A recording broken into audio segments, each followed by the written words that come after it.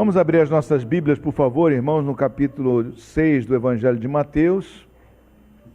Eu estive ausente as últimas 2 semanas, né? Uma por saúde e outra por... Uma por saúde não, né? Porque não foi saúde que me tirou daqui, foi doença. Uma por doença e outra estava no retiro lá, no encontro de casais, ministrando lá. Mas agora nós voltamos ao nosso assunto. Mateus capítulo 6, nós vamos ler a partir do versículo 19, vamos ler até o versículo 24. Mateus capítulo 6, de 19 a 24, é a nossa leitura agora pela manhã. Amém? Então passemos à leitura. Desculpe, eu já ia ler o 16. Mateus, capítulo 6, versículos 19 a 24. Não acumuleis para vós outros tesouros sobre a terra, onde a traça e a ferrugem corroem, e onde ladrões escavam e roubam. Mas ajuntai para vós outros tesouros no céu, onde traça nem ferrugem corrói, e onde ladrões não escavam nem roubam. Porque onde está o teu tesouro, aí estará também o teu coração. São os olhos a lâmpada do corpo. Se os teus olhos forem bons, todo o teu corpo será luminoso. Se, porém, os teus olhos forem maus, todo o teu corpo estará em trevas. Portanto, caso a luz que em ti há, sejam trevas, que grandes trevas serão. Ninguém pode servir a 2 senhores, porque ou há de aborrecer-se de um e amar ao outro, ou se devotará a um e desprezará ao outro. Não podeis servir a Deus e às riquezas. Amém. Deus Santo, graças te damos pela tua palavra e te pedimos que por meio dela tu venhas nos fortalecer e edificar nessa manhã, Pai, em o nome de Jesus. Amém e amém. Podemos sentar, irmãos.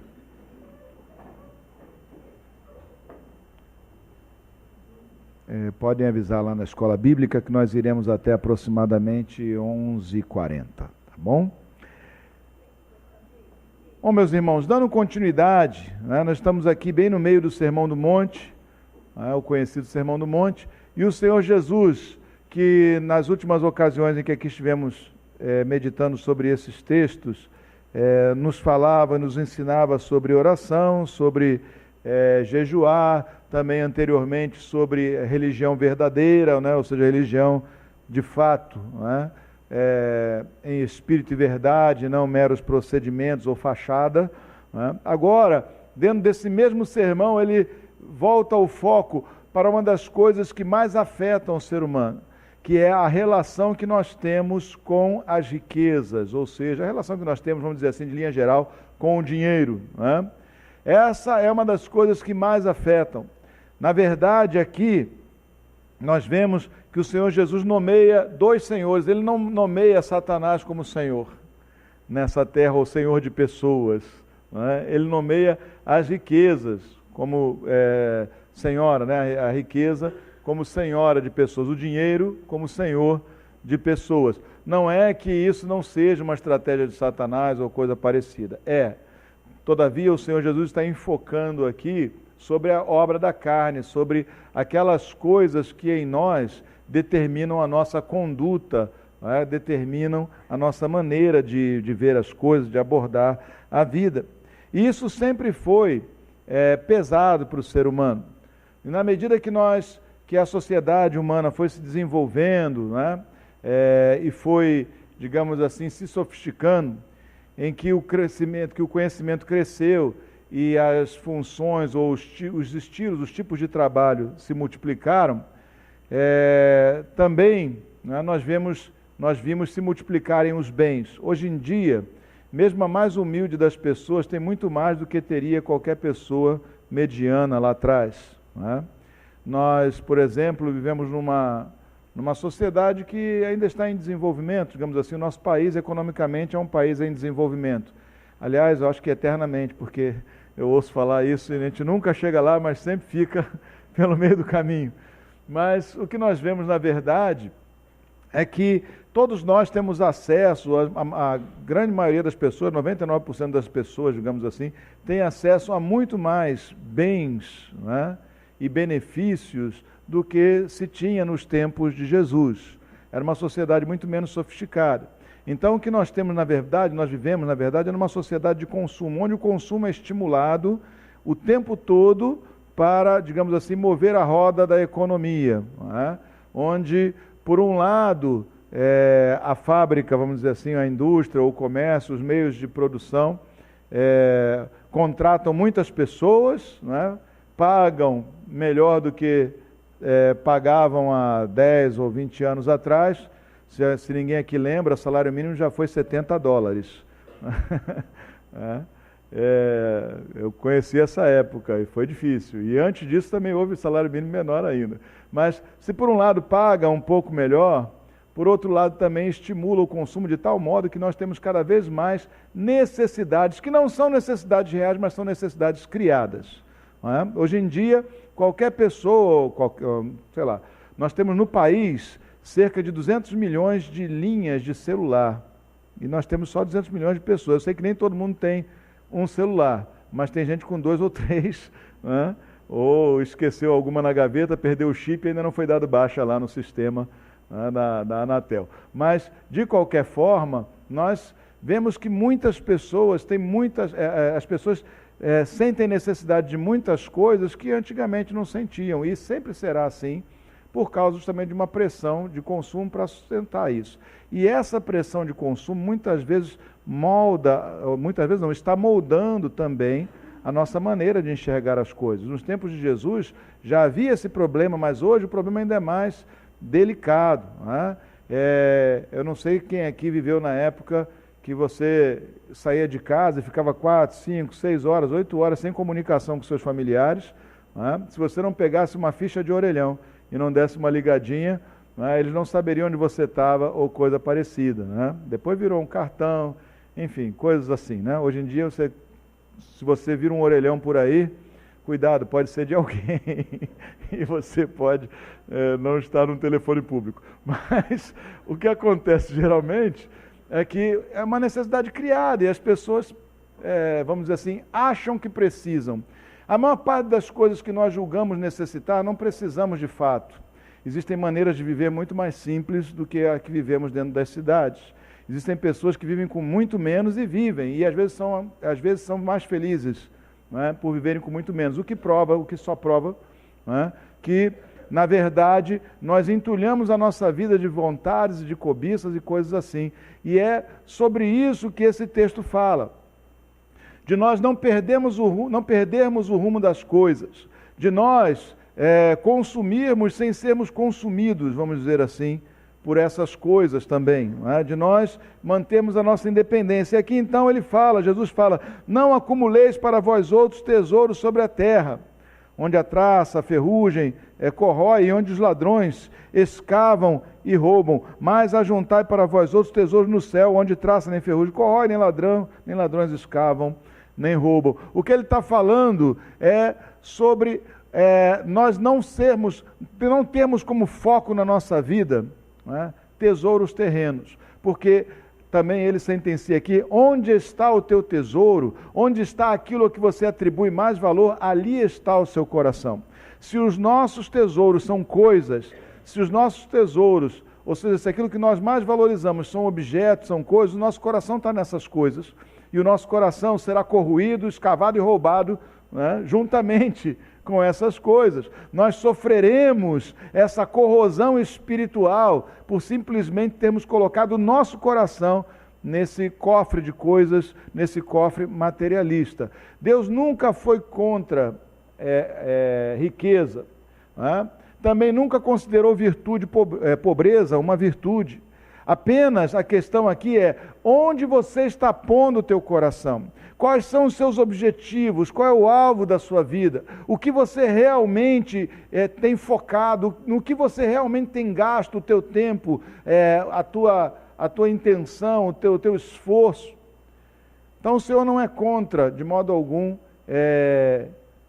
que as pessoas tenham mais ou tenham menos, mas que o Senhor certamente nos dá aqui um entendimento de que nós não devemos nos preocupar com o acúmulo de riqueza, que nós não devemos, de modo algum, privilegiar a riqueza em relação às questões espirituais, isso é certo. Isso é certo aqui, é líquido e certo. Embora o Senhor não considere virtude, a pobreza uma virtude, Ele, de certa forma, aqui está dizendo para nós que quando alguém acumula riquezas demais, talvez isso seja sinal de onde ela está pondo ou onde ela porá o seu coração, e isso é nocivo. Nós temos que tomar muito cuidado. Não é problema nenhum uma pessoa ter a sua casa própria ou buscar ter o seu apartamento ou ter... Isso não é problema nenhum para o Senhor. Mas muita gente perde o freio das coisas, né? E acaba tendo o dinheiro, a riqueza ou a obtenção de bens como sendo um fim em si, quando na verdade dinheiro e bens são meios. O fim, o propósito maior de todos nós deve ser investir naquilo que é eterno, naquilo que é duradouro, naquilo que não passará. Certo? Porque se o nosso coração está nas coisas, você sabe muito bem que daqui ninguém leva nada, né? Então também nós perderemos tudo isso em algum momento e não sobrará nada, digamos assim, para a vida eterna. Então o que o Senhor fala aqui basicamente o que é que está dominando o teu coração? Onde está o teu foco e qual é o teu maior interesse? Não tem a ver, volto a dizer, com ter mais ou ter menos, mas é onde você põe o seu coração. Onde você tem posto o seu coração. Quais são as suas prioridades? Quem é que manda dentro de você? E esse é um dos problemas, por exemplo, e é o que eu queria agora expandir um pouco o assunto e ir para questões que afetam a nossa espiritualidade nos dias de hoje, né? Esse é um dos problemas, por exemplo, da doutrina da prosperidade, que é uma doutrina eminentemente materialista.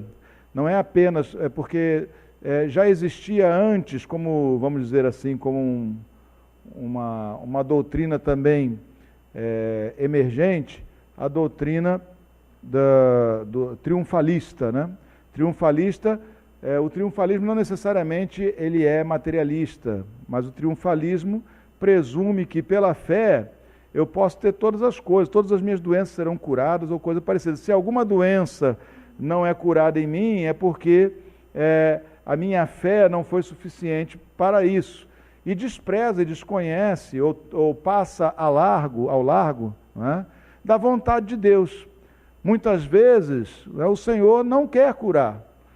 O propósito de Deus eventualmente não é esse.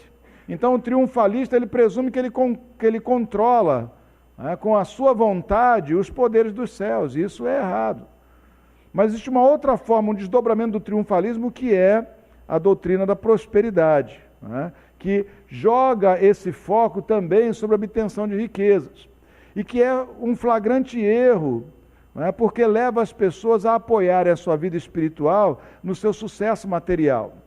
Então, quer dizer, se alguém crendo nesses valores, ou crendo nessas máximas, ou crendo que isso representa a vontade de Deus, vai à falência, quebra, tem um revés, perde o emprego, fica sem dinheiro, então ele tem um problema sério com a sua vida espiritual. Não é? Porque ou Deus é falso, não é um Deus verdadeiro, não é? Ou ele não é um crente verdadeiro, porque simplesmente ele não vê os sinais da bênção de Deus na sua vida, porque ele atribui à prosperidade financeira um sinal determinante de que Deus está o abençoando. No Velho Testamento, um dos sinais da bênção de Deus mais flagrantes é justamente a prosperidade. É por isso que neopentecostais e que cultivam esse tipo de doutrina se apoiam tanto no Antigo Testamento. Está sempre voltado para o Antigo Testamento. Por quê? Porque no Antigo Testamento a prosperidade financeira, material, era um sinal da bênção de Deus. Abraão prosperou, não é isso? Outros mais prosperaram, não é? Por causa da bênção de Deus na sua vida. E Deus realmente usou isso como sinal no Velho Testamento. Mas nós temos que entender que o homem do Velho Testamento, o crente do Velho Testamento, o filho de Deus, o povo de Deus do Velho Testamento, não é semelhante ao povo de Deus do Novo Testamento. Vou lhe dizer por quê. Porque tem um fator diferente aqui. a partir do dia de Pentecostes, foi derramado sobre a igreja de Jesus Cristo, sobre os crentes, sobre o povo de Deus, o Espírito Santo. E nesse momento, então, nós passamos a ter uma condição que não era a condição do povo de Deus no Antigo Testamento. No Antigo Testamento, o Espírito Santo podia eventualmente se mover na vida de um homem, num dado momento, em algumas pessoas, como foi no caso de Saul, que estava entre os profetas, mas foi uma vezinha só e num momento só de sua vida. Mas não era presente, não estava de modo permanente no meio da igreja. Agora não, agora nós temos o Espírito Santo. Aquele que anda, que crê em Jesus como seu Senhor e Salvador, segundo a palavra de Deus, este recebeu a condição de tornar-se templo do Espírito Santo e, portanto, habita em nós, no novo nascimento. A regeneração significa que o Espírito Santo passou a habitar em nós. E então eu tenho comigo, dentro de mim, a minha antiga natureza, e eu tenho comigo, dentro de mim, a minha nova natureza, regenerada no Espírito Santo. Essa que é capaz de discernir as coisas espirituais, que não havia, seguramente ou possivelmente, essa possibilidade de um modo como existe hoje, antigamente. Então, a lei serviu como tutor, a lei serviu como aio, até que viesse o Senhor Jesus e até que fosse enviado sobre nós o Consolador. Então, lá no Antigo Testamento você vai encontrar sim a prosperidade como um sinal da bênção de Deus. Mas o sinal da bênção de Deus, da presença de Deus em nossas vidas nos dias de hoje, não é prosperidade, é o fruto do Espírito. Amor, alegria, paz, bondade, longanimidade, benignidade, mansidão, domínio próprio, fidelidade. Coisas essas que são resultado da nossa interação com o Espírito Santo que foi posto em nós. E aí que está o grande problema, e a grande farsa da teologia geralmente neopentecostal.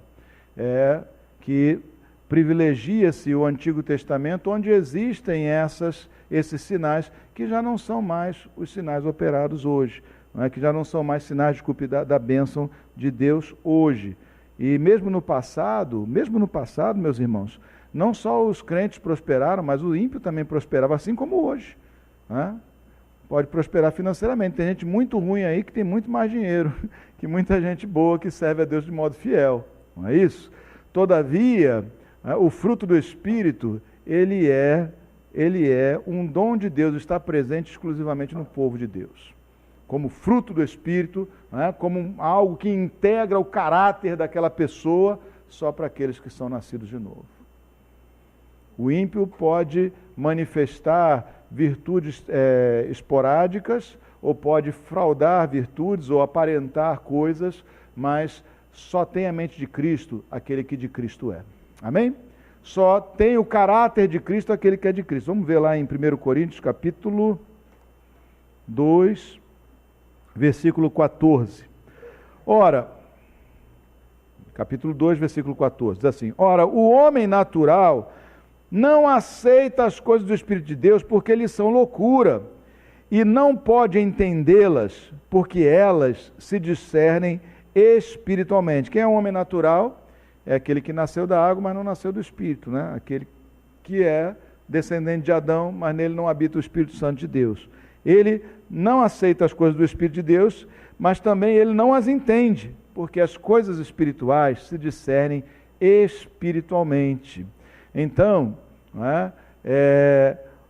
hoje em dia, nós temos o Espírito Santo e nós entendemos as coisas espirituais de um modo diferente que entendiam os nossos antepassados, os que creram antes de Cristo, porque eles não podiam discernir plenamente as coisas espirituais. Por isso a razão da lei, que hoje, para nós, está escrita no nosso coração, e a gente pode, pelo Espírito Santo, discernir entre o certo e o errado, mediante, obviamente, a palavra de Deus, mas sempre pelo Espírito Santo. Então, não funciona mais essa questão da prosperidade como sinal da bênção de Deus. O crente pode ser pobre e pode ser rico, mas certamente o Senhor proverá para nós aquilo que nós necessitamos, porque o Senhor não nos desampara. Amém? O crente pode ser pobre ou pode ser rico. O ímpio pode ser pobre ou pode ser rico. Todavia, o crente pode ser rico para com Deus. Aliás, ele é rico para com Deus e o ímpio não pode ser rico para com Deus. É desprovido, não entesoura no céu. Quando acabar essa dispensação, quando acabar a sua vida ou quando o Senhor voltar na sua glória, ele não tem tesouro no céu. Não tem, vamos dizer assim, sustentação no céu, mas aquele que creu no Senhor, aquele que entesourou nos céus, aquele que entendeu que deve entesourar no céu, esse sim tem herança com Deus. Aqui também diz lá no versículo 15, as coisas espirituais discernem espiritualmente. Depois de versículo 15. Porém, o homem espiritual julga todas as coisas, mas ele mesmo não é julgado por ninguém. Pois quem conheceu a mente do Senhor que o possa instruir? E aí declara, nós, porém, temos a mente de Cristo. Amém? A mente de Cristo nos leva a compreender que o caráter de Cristo deve estar expresso em nossas vidas. E isso é o que é importante, e não números, tesouros e riquezas. Também diz aqui a palavra de Deus, lá em Mateus, voltando para Mateus, diz assim, são os olhos a lâmpada do corpo. Se os teus olhos forem bons, todo o teu corpo será luminoso. Se, porém, os teus olhos forem maus, todo o teu corpo estará em trevas. Portanto, caso a luz que em ti há sejam trevas, que grandes trevas serão. Olhando de uma primeira tirada de olhos aqui, pode parecer misterioso o texto, mas eu acho que ele tem um significado bem claro. Ele está falando não dos olhos físicos, mas da maneira como nós enxergamos as coisas. A maneira como nós interpretamos, como nós lançamos olhos sobre os fatos da vida. Está falando aqui de olhos de modo, obviamente, metafórico e espiritualizado. Não está falando de ter problemas, de ter que usar óculos, não ter que usar óculos, de ter catarata, não ter catarata, ter glaucoma, não ter glaucoma. Não está falando dessas coisas. Está falando aqui da maneira como nós enxergamos, como nós vemos, como nós interpretamos aquilo que está diante de nós. E aqui então diz claramente, os olhos são a lâmpada do corpo. Ou seja, a maneira como você vê, iluminará o corpo todo ou não. Ou iluminará, obscurecerá tudo aquilo que está dentro de você. Ou fará de você um ser humano que pensa como Cristo e vê as coisas com os olhos de Deus, que olha os fatos, interpreta os fatos históricos e momentâneos sob a ótica de Deus, ou alguém que vê as coisas apenas de modo carnal, apenas com seus olhos naturais. Então ele diz, se os teus olhos forem bons, todo o teu corpo será luminoso, ou seja, todo o resto em você vai ser bom. Se você enxergar da maneira certa, se os teus olhos forem de fato purificados, se os teus olhos forem de fato abertos pelo Senhor, você vai enxergar as coisas de um modo que vai favorecer que a vida espiritual ou que as coisas de Deus iluminem todo o resto, todas as tuas práticas, todo o teu mover, tudo aquilo que você é. Mas se os teus olhos, se a maneira de você enxergar as coisas for má, então você estará em trevas. E se a luz que você tem em você, ou seja, se o entendimento que você tem for em trevas, que grandes trevas serão. Mas isso está conectado ainda com esse assunto, Deus e as riquezas, com esse assunto relativo a essa nossa relação com as coisas materiais. Então, se eu olho para as coisas, para o dinheiro, para o meu trabalho, para os meus investimentos, sob a ótica do reino de Deus, então, tá bom. Tudo isso vai funcionar sem brigar com a minha comunhão espiritual com o Senhor. Mas se eu olho segundo os olhos desse mundo, isso vai entrar em conflito com a minha natureza espiritual e isso vai me levar a andar em trevas, em falta de entendimento a respeito de qual seja o propósito de Deus para a minha vida e qual é o meu papel nesse mundo. É por isso que você vê tanto o mundo atacando a questão do dízimo, das ofertas, como se todos nós aqui fôssemos, desculpem, idiotas, que estamos sendo enganados e conduzidos ao engano por estelionatários. Se você pensa isso do seu pastor, por favor, não dê um centavo.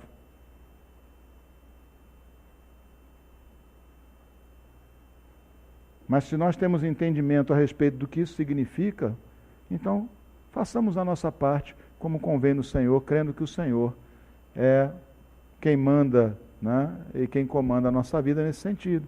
Mas o mundo estranha, eles acham que todo mundo aqui é bobo.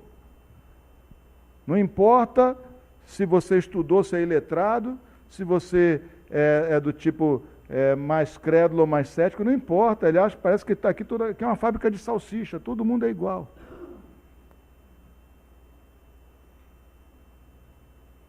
E pior, né? Como salsichas também não pensam.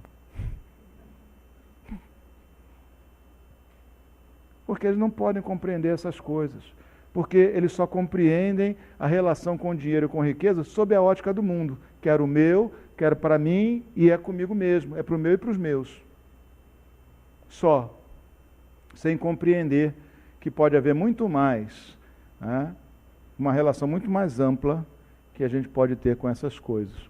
Que nós não vivemos segundo a lei da mesquinhez ou da ganância ou o espírito desse mundo, mas vivemos segundo o Espírito de Deus, onde todas as coisas, né, servem ao propósito divino em nossas vidas, ou deveriam servir. Eu sei que isso é imperfeito, né? Deveriam servir ao propósito divino. Não é isso? Mas o mundo nos enxerga como salsichas. Sem vontade própria, tudo igualzinho, sem vontade própria, sem discernimento, prontos para serem devorados, né? Num cachorro crente. Mas não consegue enxergar a multiplicidade do que nós somos, de quem somos, do que cremos e do que vemos também. Amém? Então, se os nossos olhos forem bons, e nós temos tudo para ter bons olhos, lembra lá o que o apóstolo Paulo disse? Nós temos a mente de Cristo. As coisas espirituais se discernem espiritualmente. Agora esse mente de Cristo e essas coisas espirituais discernidas, esse discernimento, essa mente de Cristo, ela está condicionada à nossa atitude. Porque a mente de Cristo pode estar dormente aqui, eu posso estar sendo governado só pela minha mente natural e humana. Porque nós passamos a ter duas naturezas. Neste período que vai da nossa conversão até o fim da nossa vida ou a vinda de Cristo, nós conviveremos com essa duplicidade. Dentro de nós há a mente carnal e dentro de nós há a mente de Cristo. Para onde eu me inclinar, ou em qual direção eu investir mais, é o que vai dominar, o que vai determinar quem eu sou. Ou você nunca viu alguém que você já reconhece como sendo um servo de Deus, um crente de Jesus Cristo, passar por períodos de cegueira? Simplesmente ele deu ouvido para a sua velha natureza e parou de alimentar a sua natureza nova, regenerada em Cristo. O Espírito Santo vai trazer ele de volta, o Espírito Santo vai falar com ele, vai convencê-lo do pecado, da justiça e do juízo. Esse vai se arrepender. Ele vai, não no sentido mal, né? Mas vai se arrepender, ou seja, vai reverter o processo e vai voltar ao Senhor. E é assim conosco, nós oscilamos, né? Tem um dia que você está mais espiritual, um dia que você está mais carnal. Domingo é um dia de ser muito espiritual. Mas eu espero que você não comece com o outro lado logo na segunda-feira, né? Pelo amor de Deus. Não é isso? A gente tem que estar sempre, né? Nós não podemos ser pessoas que deliberadamente, ou seja, por vontade própria, pulam de um lado para o outro da cerca o tempo todo. Nós temos que ser pessoas atentas ao padrão que é Cristo. E quando eu der uma olhadinha e vi que não estou olhando para o meu espelhozinho da minha alma, e olhar para o padrão, olhar para o espelho, olhar para o padrão e ver que eu estou meio torto, eu tenho a responsabilidade de tomar uma atitude, para que eu não entristeça o Espírito de Deus e não o imudeça na minha vida. Não é? Mas para que eu possa, cooperando com Cristo, ser transformado de glória em glória, de vitória em vitória. Amém? Diga para o seu irmão assim, meu irmão, olha para o padrão, que o padrão é Cristo, hein? O apóstolo Paulo dizia, né? Sede meus imitadores, como eu sou de Cristo, não é isso? Então, quando você vê no seu irmão Jesus, imita ele. Mas quando você vê no seu irmão Adão ou outra coisa qualquer, não imita não, dá um conselho para ele que é melhor. Amém? Então, nós podemos ter os nossos olhos, nosso entendimento iluminado. Agora, é uma opção. Você tem que opcionar por isso, tem que querer isso, tem que se esforçar por isso. É seu dever, é sua responsabilidade, é nosso dever, é nossa responsabilidade, meu também. Que a gente faça essa escolha todos os dias, senão o homem natural aflorará, o homem espiritual nem parecerá, nem comparecerá nas suas reuniões, relações, atividades, negócios e coisas assim. Amém? É um potencial. Nós somos potencialmente pessoas que têm a mente de Cristo. Eu preciso trabalhar por essa mente, eu preciso manifestar o domínio dessa mente sobre a minha vida dia a dia. Finalmente, Jesus engrossa ainda mais o caldo aqui. Ele diz, olha, existem 2 senhores. Qualquer crente sabe que só Deus é Senhor e só Ele governa sobre todas as coisas, mas parece haver 2 senhores, ou temporariamente, ou no tempo, ou em momentos, ou na fração de tempo que a nossa vida representa, muitas vezes há um outro Senhor que é um falso Senhor, que Deus não é, mas Senhor é. Não é Deus, dinheiro não é Deus, mas Ele é Senhor, no sentido de que Ele é obedecido. Mesmo sem ser Deus, Ele é obedecido, Ele é seguido por muita gente. E ele diz, ninguém pode servir a 2 senhores, porque ou há de aborrecer-se de um e amar o outro, ou se devotará a um e desprezará o outro. Não podeis servir a Deus e às riquezas. Ou seja, aquele que obedece a ordem de 2 senhores vai entrar em conflito. Imagine que você está sob ordem de 2 pessoas e essas 2 pessoas te dão ordens conflituosas. Uma te manda fazer uma coisa, outra te manda fazer outra. Você é um só. Como cumprir 2 ordens antagônicas entre si? Como cumprir 2 ordens simultâneas e antagônicas? Pois é isso que nós temos que saber. Quem de fato manda? Porque que o dinheiro não é Deus, só um bobo acharia que o dinheiro é Deus. Mas que Ele é Senhor de muita gente, Ele é. Que muita gente obedece às suas ordens, à sua lógica, à sua visão, à sua ótica de trevas. É verdade. Nós temos que deixar bem claro quem é o Senhor das nossas vidas. Fazemos isso por meio do dízimo, fazemos isso por meio das ofertas, é verdade. Ou seja, quando nós abrimos mão, ou seja, mostramos que nós não somos escravos e dependentes disso, mas também fazemos isso por meio da integridade e honestidade, por meio de negócios equilibrados, onde você não leva uma vantagem absurda sobre outra pessoa, porque essas coisas é que trazem conflito e guerra nesse mundo, quando alguém é explorado por outra pessoa. Não é só trazer o dízimo e a sua oferta, é ser justo nos seus negócios. É tratar dinheiro como algo que deve trazer felicidade, que deve trazer, digamos assim, bem-estar, felicidade não, bem-estar, para ambas as partes envolvidas, ou todas as partes envolvidas naquele processo. De modo que todo mundo sai de uma negociação sentindo que teve uma vantagem, teve um benefício naquilo que fez.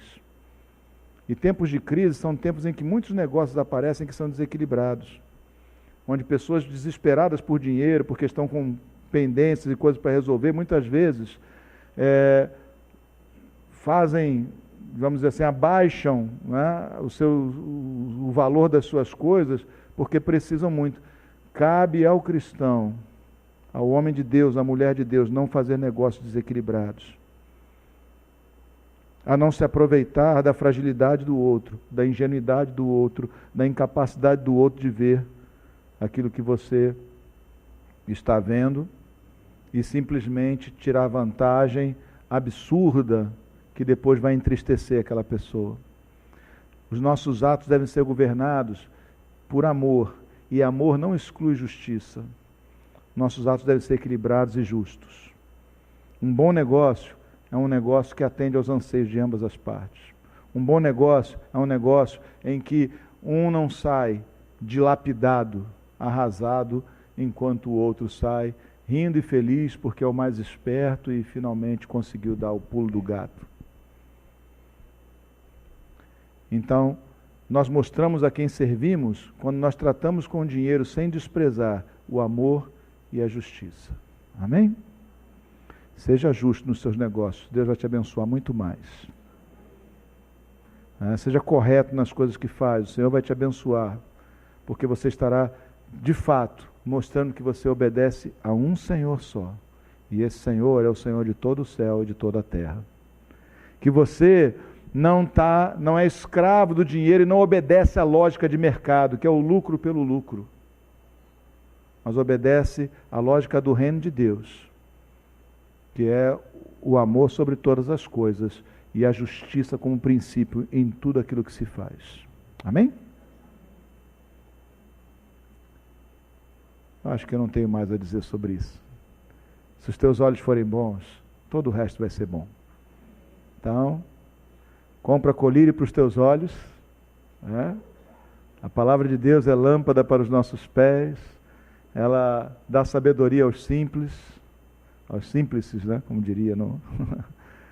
Ela nos dá essa condição de podermos saber, né, o que é a vontade de Deus, discernir entre o bem e o mal. Amém? Senhor amado, graças te damos, ó Pai, porque a nossa fonte, ó Senhor, não é mamon, não é o espírito desse mundo. A fonte dos teus filhos é Jeová Jireh, o Senhor que tudo provê. És tu, Senhor, o Deus da provisão, o Deus que tem sustentado todas as coisas, que sustentas não só o justo, mas também o ímpio, que sustenta, ó Senhor, não só o crente, mas até mesmo o incrédulo, porque tudo que existe está debaixo da tua autoridade, do teu poder. E com uma só palavra tua, tu poderias fazer passar tudo o que foi criado. E nós, onde estaríamos em tudo isso? Mas, Senhor amado, nós te pedimos, ó Deus, abençoa teus filhos, ó Pai, com riquezas, ó Deus amado, inestimáveis, que são aquelas, ó Pai, que são ajuntadas no céu, que não tem numeral, sobre as quais não incide imposto, sobre a qual não vem um ladrão para roubar, e nem há corrupção.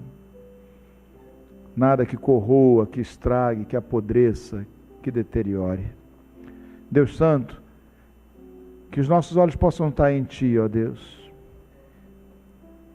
Que aquele que tem bens, que tem riquezas materiais, seja como o pobre no seu coração. Que aquele que pouco tem não seja cobiçoso, angustiado e invejoso, mas que nós possamos compreender, ó Senhor amado, que dinheiro é meio, que o amor ao dinheiro, conforme está escrito lá em 1 Tiago, capítulo 2, o amor ao dinheiro é a raiz, capítulo 6, é a raiz de todos os males. Que nós possamos, ó Senhor amado, entender, ó Senhor, que o dinheiro em si não é mal, mas o amor a Ele é raiz de todos os males. Graças te damos, Pai. Faz de nós homens e mulheres generosos. Sim, prospera-nos, Pai. Mas acima de tudo, ó Senhor amado, sejas Tu o Senhor da nossa vida e não o dinheiro. Porque os bens vão e vêm, mas Tu eras, és e hás de ser sempre o mesmo. Graças te damos, Senhor, em o nome de Jesus. Amém e amém. Glória a Deus.